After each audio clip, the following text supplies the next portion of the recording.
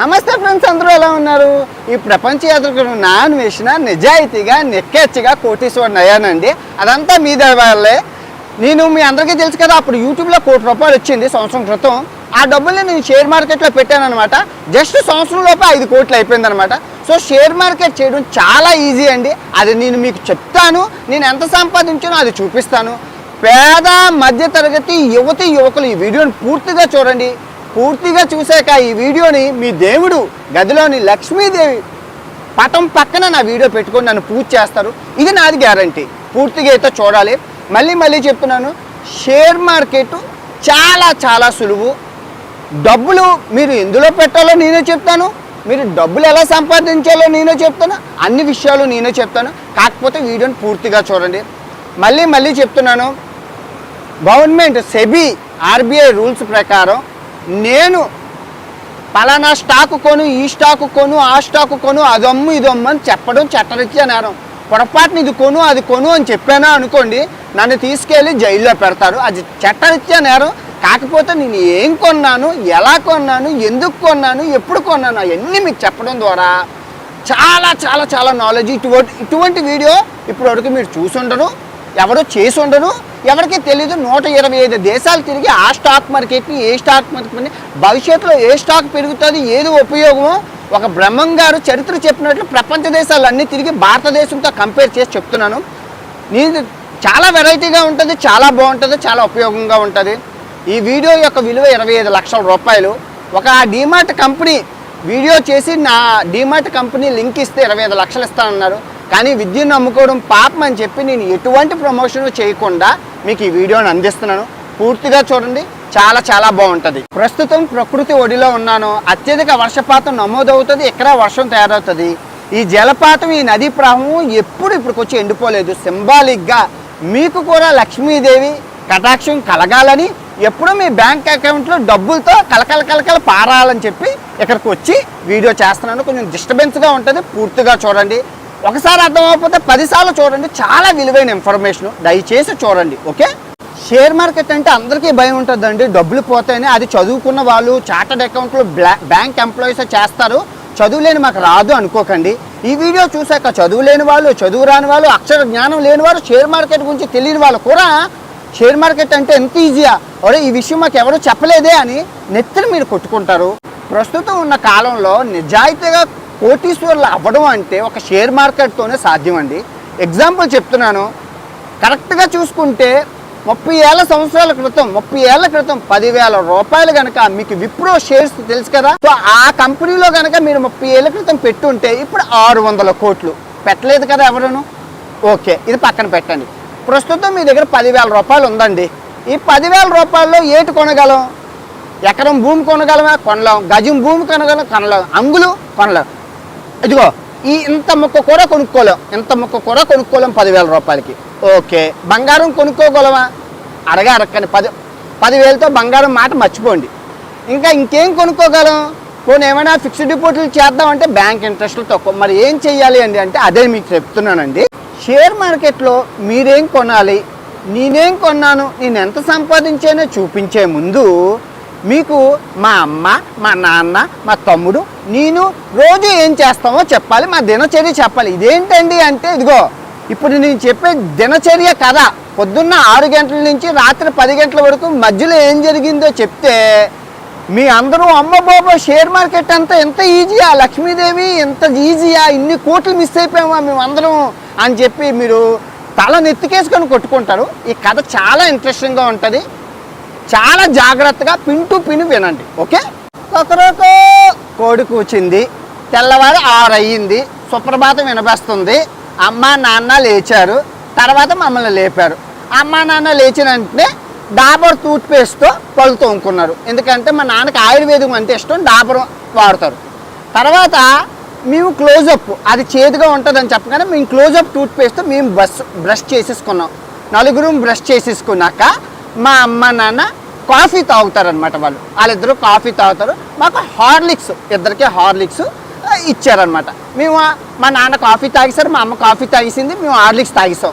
మా నాన్నకి కాఫీ తాగిన వెంటనే గోల్డ్ ఫ్లాగ్ సిగరెట్ కాల్చడం అలవాటు మా నాన్నకి. మెంగ మెతుకు లేదు, మీసాలకి సంపెంగు నూనె అని చెప్పి తినడానికి తిండి లేదు, కానీ గోల్డ్ ఫ్లేక్ సిగరెట్ అని అనొచ్చు మీరు. మా నాన్న తాగిన సిగరెట్ మంచిగా ఉండాలని చెప్పి కాస్ట్లీ సిగరెట్ ఎప్పటి నుంచో తాగుతున్నారు మా నాన్న. ఏది? Gold flake cigarette. ఇంకా ఒక్కొక్కరు బాత్రూంలోకి తమ్ముడు, నేను, నాన్న లైఫ్ బాయ్ సబ్బే వాడతాం ఇంకోటి వారం. తర్వాత అమ్మ మటుకు తెల్లగా అయిపోవాలని చెప్పి, తెల్లగా ఉండాలని చెప్పి లక్స్ సబ్బు వాడుతుంది. ఇంకా అమ్మ వంట రూమ్లోకి వెళ్ళి ఆశీర్వాదు సేమియా తెచ్చి సేమియా ఉప్మా చేసింది. సో సేమియా ఉప్మా మేము అందరం తినేసాము ఇంటింటిపాదిని. తినేసాక నాన్న టీవీఎస్ ఎక్సెల్ మీద హెచ్డిఎఫ్సి బ్యాంక్కి అయితే వెళ్ళిపోయాడు జాబ్ చేసుకోవాలి. మరి ఏటీఎం సెక్యూరిటీ కార్డు కదమ్మ మా నాన్న. హెచ్డిఎఫ్సి బ్యాంక్కి అయితే వెళ్ళిపోయాడు. నేను తమ్ముడు, మాకు ఎల్జీ టీవీ ఉంది, ఎల్జీ టీవీని రిలయన్స్ డిష్ ఉంది. సో రిలయన్స్ డిష్లోని మేము సినిమాలు చూస్తున్నాం. సో అమ్మ ఏమన్నదంటే, అరే అన్వేషు హరీషు మేము ఇప్పుడు డీమార్ట్కి వెళ్ళాలి, మళ్ళీ నెలం సరుకులు ఆఫర్లు పెట్టారట, డీమార్ట్కి వెళ్ళి సామాన్లు తెచ్చుకుంటాము, మీరు తమ్ముడు జాగ్రత్తగా ఉండరా, తమ్ముని కొట్టికురా అని మా అమ్మ నాకు చెప్పింది. మరి అన్నం తినడానికి లంచో అమ్మ మరి అంటే భోజనం ఏం చేసావంటే, అప్పుడు చేసాను అని చెప్పి అన్నము, తర్వాత ఫార్చ్యూన్ ఆయిల్ వేసి బెండకాయ కూర చేశాను అని చెప్పింది అమ్మ. చెప్పింది అన్ని టేబుల్ మీద పెట్టాను, నేను కొంచెం లంచ్ తీసుకెళ్ళిపోతున్నాను బాక్స్లోని అని చెప్పింది. ఎందుకంటే ఇంటి పక్కన ఉన్న ఆంటీలు అందరూ ఏది బజాజ్ ఆటో ఉంది కదా, అదేనండి షేరింగ్ ఆటో అంటారు కదా, ఇంటి పక్కన ఉన్న ఆంటీలు అందరూ ఆటో కట్టించుకొని వెళ్ళిపోతున్నారు టౌన్కి. ఎందుకంటే సామాన్లన్నీ ఆటో నిండా కొనుక్కొని వచ్చేస్తారు, తక్కువలో అయిపోతుంది. టైము 4 అయింది. అమ్మ నాన్న ఇద్దరు వచ్చేసారు. అమ్మ కాళ్ళు చేతులు కొడుక్కొని టాటా టీ పాలు చిక్కగా టీయ పెట్టేసి మా ముగ్గురికి ఇచ్చింది. మాకు మేము ఇంటి అందరం కలిపి టీతో పాటు సాయంత్రం బ్రిటానియా మేరీ గోల్డ్ బిస్కెట్లు తినడం అంటే చాలా అలవాటు. సో మేము అందరం టీవీ చూసుకుంటూ ఆ బిస్కెట్లు ఆ టీయ తాగేసాం. మా తమ్ముడు నాకు మ్యాగీ నూడిల్స్ కావాలి అని అల్లరి చేశాడు. మ్యాగీ నూడిల్స్ కావాలని అల్లరి చేస్తే అమ్మ మ్యాగీ నూడిల్స్ చేసి నాకు కూడా ఇచ్చింది. తినేసాక టైం 5 అయింది. మేము ప్లే గ్రౌండ్కి వెళ్ళిపోయాం. ఏది? ఆడుకోవడానికి. గ్రౌండ్ నుంచి వచ్చేటప్పుడు మా తమ్ముడికి బురద అంటికిపోయింది నెత్తి మీద. బురద అంటికిపోతే మా అమ్మకి చెప్పగానే వెంటనే బాత్రూంలోకి తీసుకెళ్ళి క్లినిక్ ప్లస్ షాంపూతోని తల అంటింది అనమాట మా తమ్ముడికి. తర్వాత నాన్న అన్నారు, ఇంకా మార్కెట్కి వెళ్ళాలి, మా టీవీఎస్ ఎక్సెల్లోని పెట్రోల్ అయిపోయింది. మా ఇంటి దగ్గర ఉందన్నమాట భారత్ పెట్రోల్ పంప్ అనేసి ఉంటుంది. భారత్ పెట్రోల్ పంప్కి వెళ్తామంటే మా అమ్మ అన్నది, ఎలాగో వెళ్తున్నారు కదా, నా దేవుడి గదిలోని అలమారాకి పసుపు పెయింట్ ఇవ్వాలి, ఏషియన్ పెయింట్ పసుపు డబ్బా తిండి అని చెప్పింది. ఇంకా నేను చెప్పాను అనమాట, నాకు బుక్కులకి అట్లా అంటించుకోవాలి నాన్న, ఫెవికాల్ డబ్బా తిండి, ఫెవికాల్ గమ్ము ఉంటుంది కదా, ఫెవికాల్ గమ్ము తిండి అని చెప్పాను. మరి గమ్ము అంటించుకోవాలి కదమ్మా. మా నాన్న టీవీఎస్ ఎక్సెల్ కిక్ స్టార్ట్ చేసి వెళ్ళిపోతుంటే మా అమ్మ, బాబు సిప్లా కంపెనీ ట్యాబ్లెట్లు తిండి అని చెప్పింది. ఓ బాబు నువ్వు ఉంటే అలా ఏదో ఒకటి చెప్తావని చెప్పి మా నాన్న పారిపోయాడు. ఇంకా ఎందుకంటే అలా ఉంటున్న కొద్ది అదితే అని చెప్పి మా నాన్నకు వచ్చేదే తక్కువ జీతం, మా అమ్మ అలా బుర్ర తినేస్తుంది. మా నాన్న బజార్ నుంచి బండి ఫుల్ ట్యాంక్ చేయించేసుకొని ఇంటికి వచ్చాడు. వస్తూ మాకు క్యాడ్బరీ డైరీ మిల్క్ చాక్లెట్లు తెచ్చారు. మేము అరగలేదు, ఆయన తెచ్చారు. ప్రేమ, లవ్స్. మా నాన్న అంటే మామూలు విషయం కాదు, మామూలుగా ఉండదు. మా నాన్నతో అన్ని అరగకుండానే తెచ్చేస్తారు. ఇచ్చారు, మేము తినేసాము. ఇంకా మా అమ్మ ఆశీర్వాదు గోధుమ పిండి డీమార్ట్ నుంచి ఆఫర్ పెట్టారట. ఆఫర్ పెట్టగానే తెచ్చి మొత్తం చపాతీ, మేము ఆశీర్వాదే తింటాం ఎందుకంటే పూరీలు చపాతీలు మెత్తగా ఉంటాయని చెప్పి అన్నీ వేసింది. మొత్తం పూరీలు పుల్కాలను అంటే రాత్రి మా నాన్న ముందు ముంబైలో పనిచేసేవాడు, అలవాటు అయిపోయింది రోటీలు. ఇంకా రాత్రిపూట రోటీలే తినేస్తున్నాం. ఆయన మాకు కూడా అదే పెట్టి మొత్తం చేసింది, రోటీలు చేసింది. ఏదో ఆయిల్ వేయకుండా రోటీలు చేసి బంగాళదుంప కూరలోని ఎవరెస్ట్ మసాలా వేసి కొంచెం టాటా ఉప్పు, ఏది రోటీలు కలిపేటప్పుడు వేసింది, కూరలోనే వేసింది, టాటా ఉప్పు వేసి మాకు ఎట్టింది. మేము అన్నీ తినేసాం, బాగా కడుపు నిండా తినేసాం తమ్ముడు నేను. ఆ తర్వాత ఎండాకాలం కదా, అందరూ మేడ మీదకి వెళ్ళిపోయి వాల్టాస్ ఏసీ వేసుకొని అందరం పడుకుండిపోయాం. ఇదే అండి ఒక మధ్యతరగతి పేదవాడి కథ. ఎలా ఉంది? బాగుందా? నచ్చిందా? షేర్ మార్కెట్ గురించి చెప్పరా ఎదవా అంటే, మీ నాన్న వెళ్ళాడు డైరీ మిల్క్ చాక్లెట్ తెచ్చాడు, అమ్మ ఎంటీఆర్ మసాలా, జియో ఫోన్, ఇవన్నీ మాకెందుకు రా సోది అంటే, అరే అబ్బాయిలు ఇప్పుడు నేను చెప్పింది కథ కాదురా, ఇన్ఫర్మేషన్ ఈజ్ వెల్త్. ఇదే షేర్ మార్కెట్. ఇప్పుడు నేను చెప్పిందే షేర్ మార్కెట్, ఇంకేం లేదు. భారతదేశంలో గడిచిన 30 నుంచి 40 సంవత్సరాల వరకు ఈ ప్రొడక్ట్స్ ఇవన్నీ మీరు వాడుతున్నారు కదా, మీరు వాడుతున్నారు. ఇదే షేర్ మార్కెట్. ఒక సామాన్యుని జీవితంలో ఎన్ని లక్షల కోట్లు దాగున్నాయో మీరు చూసారా? ఇప్పుడు మీరు ఏ ప్రొడక్ట్స్ ఏ కంపెనీలో వాడుతున్నారో వాటి షేర్ విలువ ఎంత, సో మీరు కొనడం వల్ల ఆ కంపెనీలు ఎన్ని వేల కోట్లు సంపాదించారు, అందులో షేర్లు పెట్టడం వల్ల ఒక్కొక్కరికి ఎంతెంత డబ్బు వచ్చిందో ఇప్పుడు మీకు చూపిస్తాను, చెప్తాను. పొద్దున్న నేనేం చెప్పాను, మా అమ్మ లేచినా బ్రూ కాఫీ తాగింది అని చెప్పాను, నాకు హార్లిక్స్ ఇచ్చింది అని చెప్పాను, మేము క్లోజప్ టూత్పేస్ట్ వాడామని చెప్పాను, నాన్న డాబర్. ఇవన్నీ ఏ బ్రాండు? ఏది? హిందుస్థానీ లేబర్ తెలుసు కదా, అది షేర్ ఎంత ఉంది? 1999లో చూడండి షేర్ ఎంత ఉంది. 1999లో 166 రూపాయలు ఉంది. ఇప్పుడు ఎంత ఉంది? 2500 రూపాయలు ఉంది. పెరిగిందా? ఎక్కడైనా తగ్గిందా? అలా పెరుగుతూనే వచ్చింది. మా నాన్నకి ఇప్పుడు 50 సంవత్సరాలు. నాకు ఊహ తెలిసిన కానీ డాబర్ టూత్పేస్టే వాడుతుండు. అప్పుడు 1999లో షేర్ విలువ ఎంత ఉంది? 7 రూపాయలు ఉంది. ఇప్పుడు ఎంత ఉంది? 530 రూపాయలు. పెరిగిందా తరిగిందా? పెరిగింది కదా. పెరిగిందా లేదా?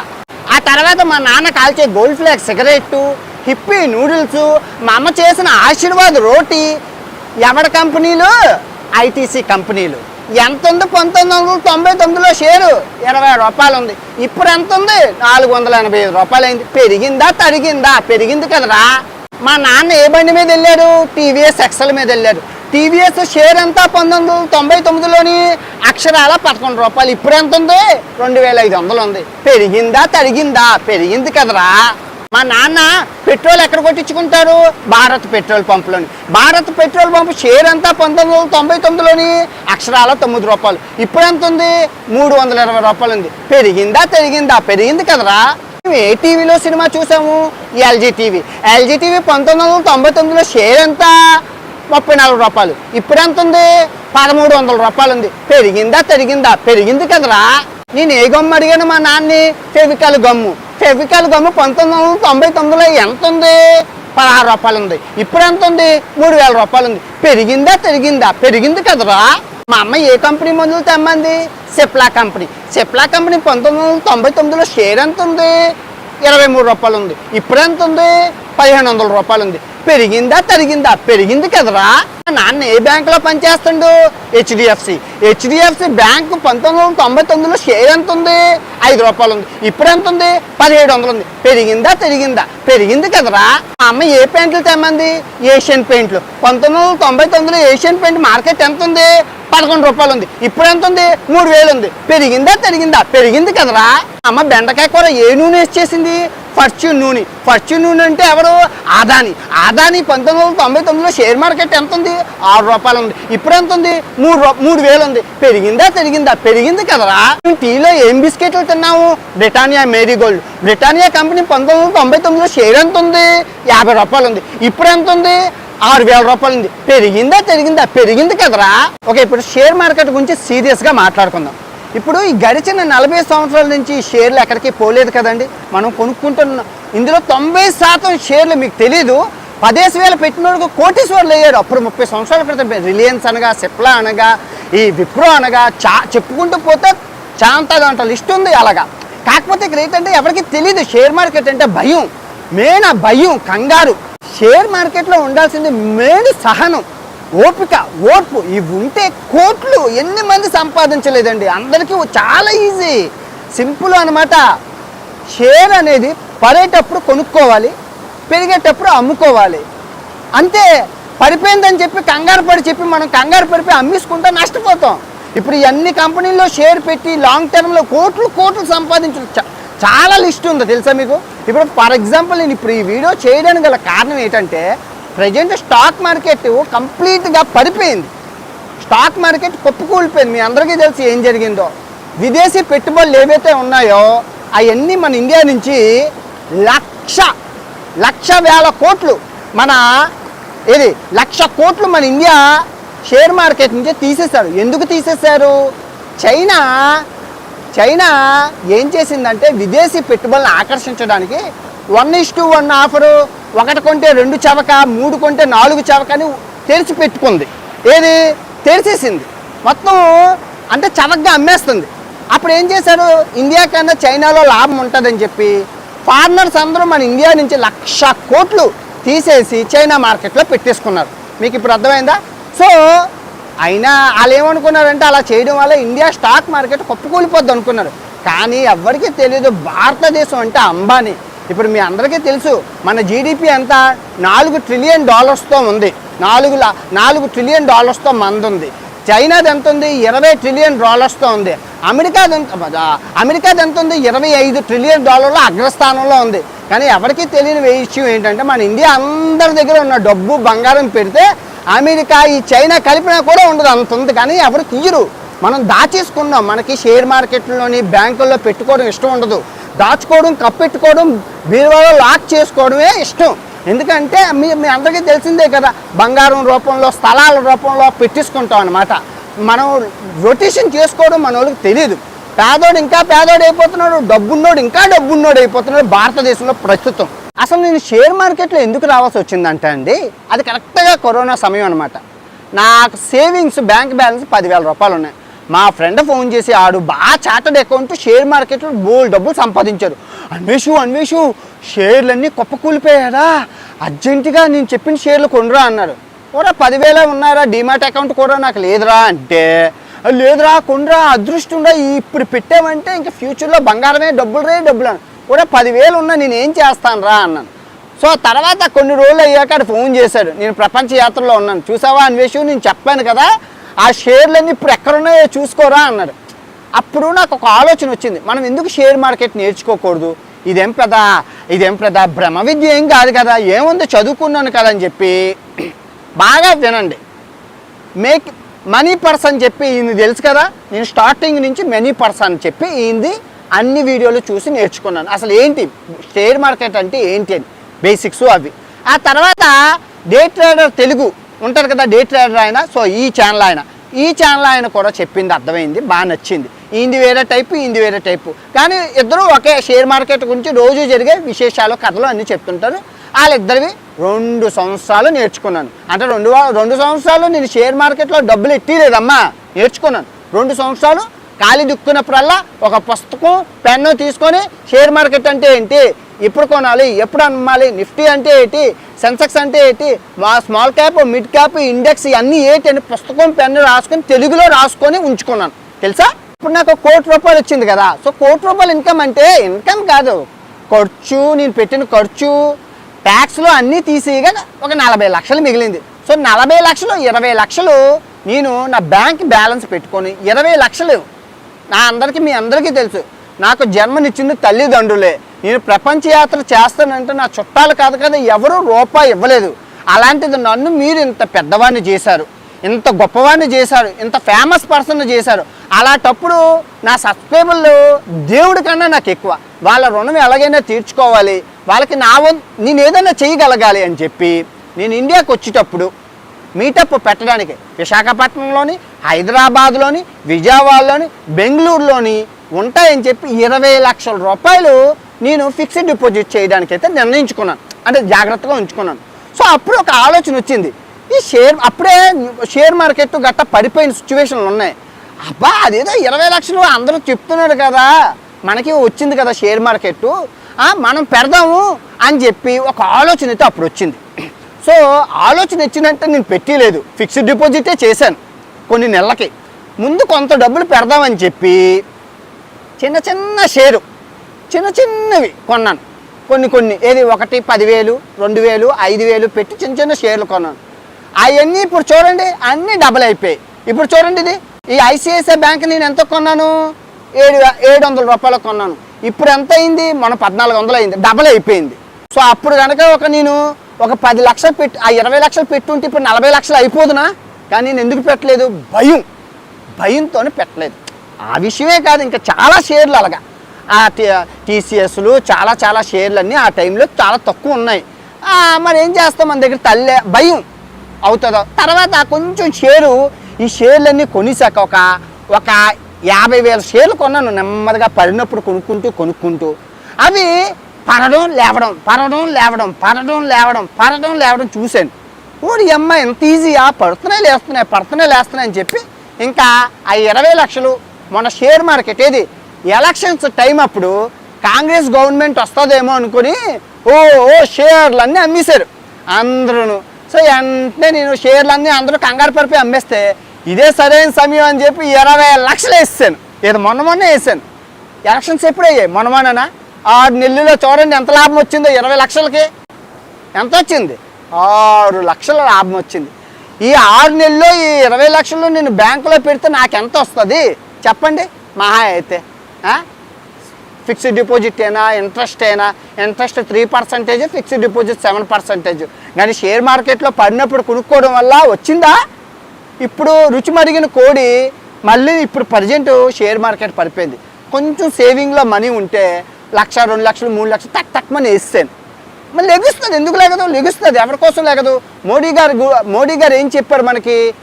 మీకు వీలైతే షేర్ మార్కెట్లో ఇన్వెస్ట్ చేయండి అన్నారు.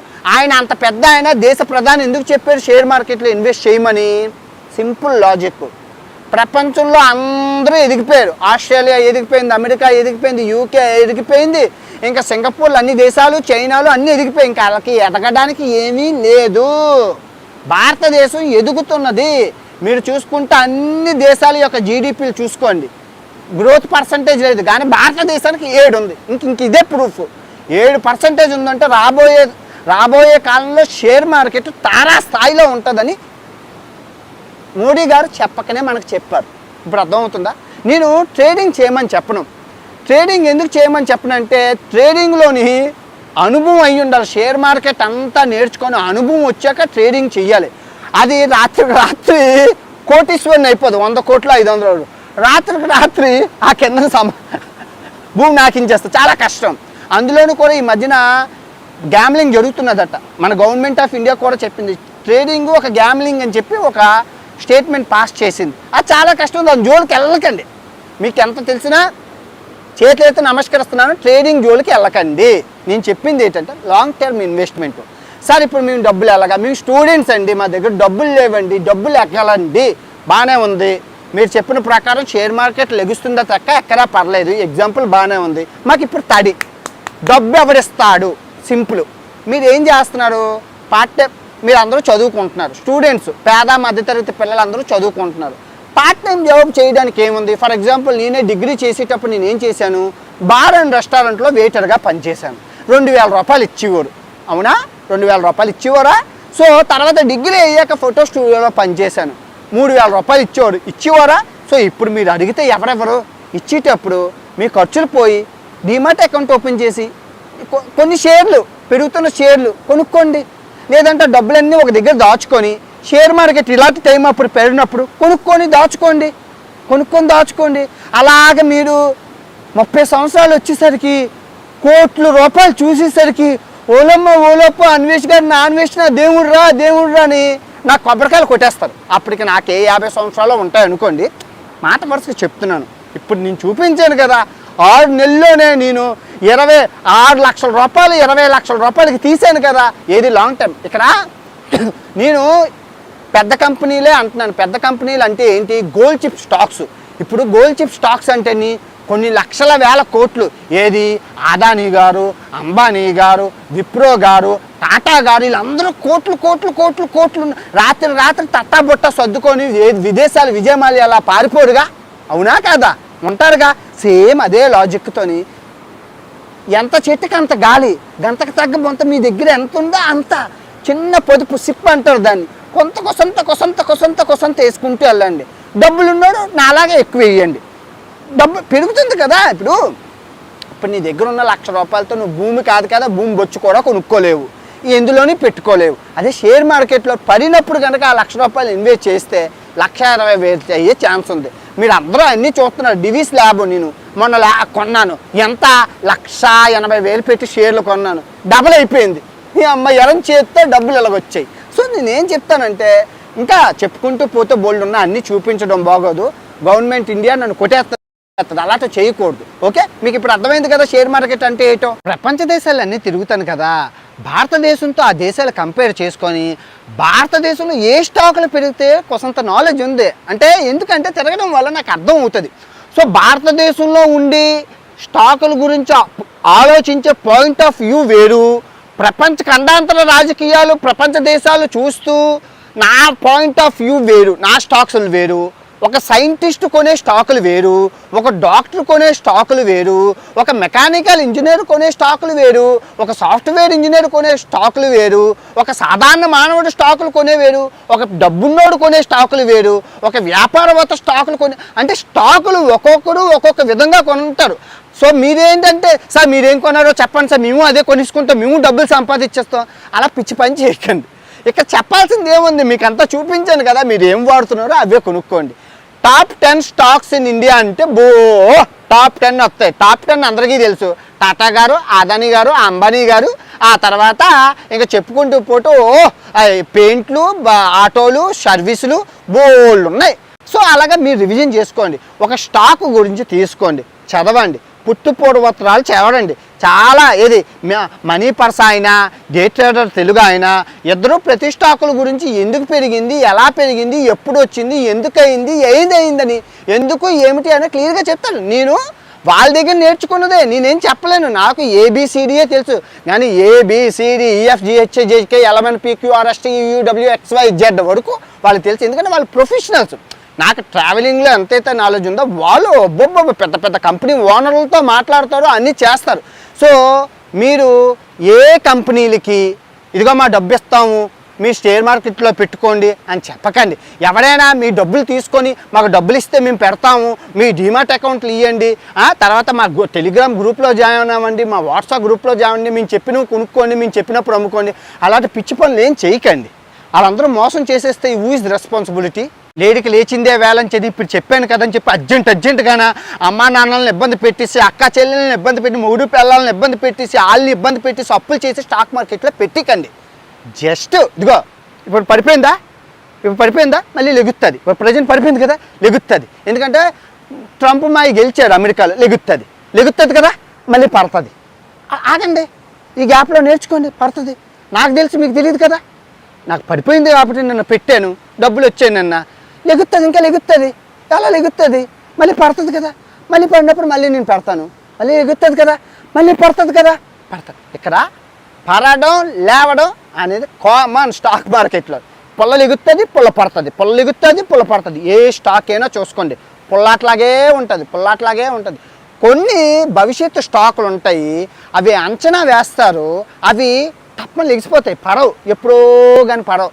ఒకవేళ పడినప్పుడు అందరూ కొనుక్కుంటారు. కొన్ని ఉన్నాయి స్టాకులు, మీకు ఇప్పుడు అర్థమైంది కదా. నేను టీనేజర్స్కి 30 సంవత్సరాల క్రితం 10,000 ఉండుంటే, మా నాన్న 10,000 కనుక విప్రో షేర్లు కొనుంటే ఈ పాటికి 600 కోట్లు ఉండు నాకు.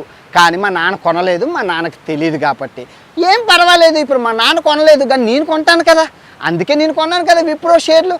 మా పిల్లడు అలా బాధపడకూడదు. సో ఇక్కడ ఆలోచించిన ఆశాభంగం ఏమీ లేదు. ఒక డీమాట్ అకౌంట్ తీసుకోండి. సరే ఏది తీసుకోవాలి సార్, మీరు ఏదైనా లింక్ ఇస్తారా అంటే, ఇదిగో అలాంటి పప్పులో కాదు, నేను ఎలాంటి వ్యాపారం చేయదలుచుకోలేదు. 25 లక్షలు ఇస్తానన్నారు డీమాట్ అకౌంట్లు. మా ఫ్రెండ్ అయితే యూట్యూబ్లో మా ఫ్రెండ్ ఒకడు ఉన్నాడు, 5 కోట్లు సంపాదించాడు డీమాట్ అకౌంట్లు అమ్మి. ఇంకో ఫ్రెండ్ 3 కోట్లు సంపాదించారు, మీ అందరికీ తెలుసు ఎవరో. సో అలాంటి నేను పత్తి వ్యాపారం చేయట్లేదు. మంచి డీమాట్ అకౌంట్ తీసుకొని, మీకు నచ్చింది ఎవరు ఏది చెప్పినా ఏది నువ్వు మా డీమాట్ అకౌంట్ తీసుకొని పాన్ కార్డు, ఆధార్ కార్డులు అన్నీ ఎట్టి జస్ట్ 500 రూపాయలు, 1000 రూపాయలతోని, ఒక 2000తోని మీ దగ్గర ఉంటాయి కదేటి. సిగరెట్లు కాల్చినోడు సిగరెట్లు ఆపియండి, మందు తాగినోడు మందు ఆపియండి. సెల్ ఫోన్లు గట్టా పిసికే బదులు కొన్ని ఏ పని చేస్తే ఇవ్వట్లేదురా 5,000 2,000ను చేసి చిన్నగా ఒక్కొక్కటి స్టాకులు కొనుక్కోండి. చూడండి అవి ఎలాగే పెడుతున్నాయి మీకు ఒక అవగాహన వస్తుంది, నాకు ఎలాగొచ్చిందో. పడుతున్నాయి లెగుస్తున్నాయి, ఇంతేనా అని. మా ఫ్రెండ్ ఇంకోటి ఉన్నాడు విజయ్ అనేసి, దుబాయ్లో ఉండేవాడు, ఆడే చెప్పాడు ఇవి కొనుక్కోమని చెప్పి. ఆడ కొన్ని సజెషన్ చేశారు, అవి కొనుక్కున్నా పడిపోతాడు ఫోన్ చేస్తున్నాను అర్జెంటుగా. ఆడ ఒకటే మాట అన్నాను, నన్ను ఎందుకురా సావదొబ్బుతున్నావు, పడతాయి మళ్ళీ లెగుస్తాయి, నువ్వు లాభం వస్తే నాకు ఇస్తావు, ఇవ్వవు కదా, నేను చెప్పాను నీకు నచ్చింది కొనుక్కున్నావు ఆగు అన్నాను. ఇప్పుడు ఆడ ఫోన్ చేయడమే మానేశాను, ఎందుకంటే టూరిస్టు కాకరకాయ అయిపోయింది. మనమే చెప్పేంత స్టేజ్కి వచ్చామంటే అర్థం చేసుకోండి, అంత ఈజీ, చాలా ఈజీ స్టాక్ మార్కెట్. ఆ కింద నుంచి ఒక్కడుగు వేసుకొని కింద నుంచి పైకి వచ్చాను. సింబాలిక్గా నేనేం చెప్తున్నానంటే షేర్ మార్కెట్ కూడా ఇంతే, అడుగు షేర్ మార్కెట్లో నష్టపోయినది ప్రపంచంలో లేడు. ఒకరు చూపించండి, ఎవరు నష్టపోడంటే ఆశ, కక్కుర్తి, దురాశ దుఃఖానికి చేయటం, కంగారుగా కోట్లు సంపాదించాలి, ట్రేడింగ్లో లక్షలు సంపాదించాలి, పుల్లలేచింది పుల్ల. ఈ ట్రేడింగ్లు చేసి బెట్టింగ్ యాప్ల్లో ఆడి డబ్బులు పోగొట్టుకున్నారు. కానీ షేర్ మార్కెట్లో ఎవరూ నష్టపోలేదు. డబ్బులమ్మా, ఇప్పుడు మీ షేర్ కింద నుంచి 5 రూపాయలు ఉన్న షేర్ అంత ఎదిగిందంటే పెరిగింది కానీ తరగలేదుగా ఎక్కడైనా. సో నిదానమే ప్రధానం. ఆలోచించిన ఆశాభంగం నేర్చుకోండి. మీ ఎవరో ఇప్పుడు షేర్ మార్కెట్ అని చెప్పానని చెప్పి తోకలు తెంపేసుకొని షేర్ మార్కెట్ స్కూళ్ళు, షేర్ మార్కెట్ నేర్పిస్తాము, షేర్ మార్కెట్ కాలేజీలు, ఇన్స్టిట్యూట్లు గట్రా జాయిన్ అయిపోకండి. దానికి నాకు సంబంధం లేదు, ఏమీ లేదు. యూట్యూబే Bru coffee, Nescafe, Sunrise ఇవన్నీ నేను చెప్పినవి యూట్యూబ్లో 1,00,000 వీడియోలు ఉన్నాయి. చూసి నేర్చుకొని ఇంప్లిమెంట్ చెయ్యండి. నేర్చుకున్న వెంటనే వదిలేను కాదు, ఈ చెవితో విని చెవితో వదిలేను కాదు. షేర్ మార్కెట్ గురించి నేర్చుకోవాలా, డీమార్ట్ అకౌంట్ ఓపెన్ చేయాలా, 100 రూపాయలు 2 రూపాయలు పెట్టి షేర్లు కొనుక్కోవాలి.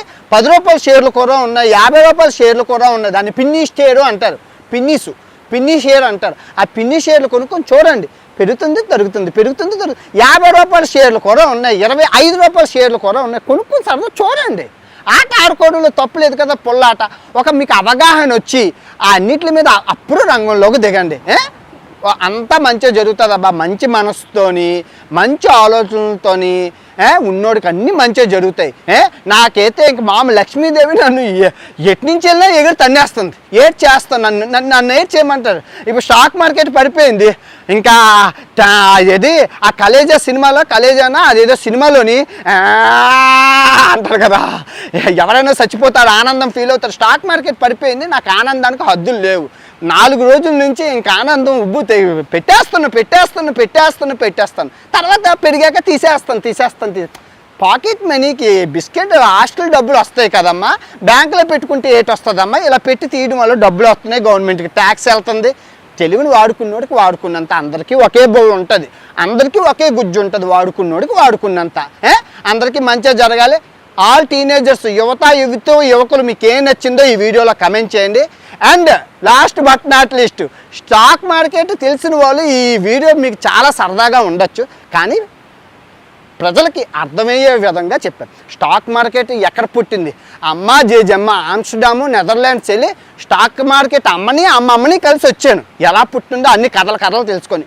సో ప్రపంచ యాత్రకు తెలుసు, ఏం ప్రాబ్లం లేదు. ఓకే, ఆల్ ది బెస్ట్ అందరికీ. ఓకే.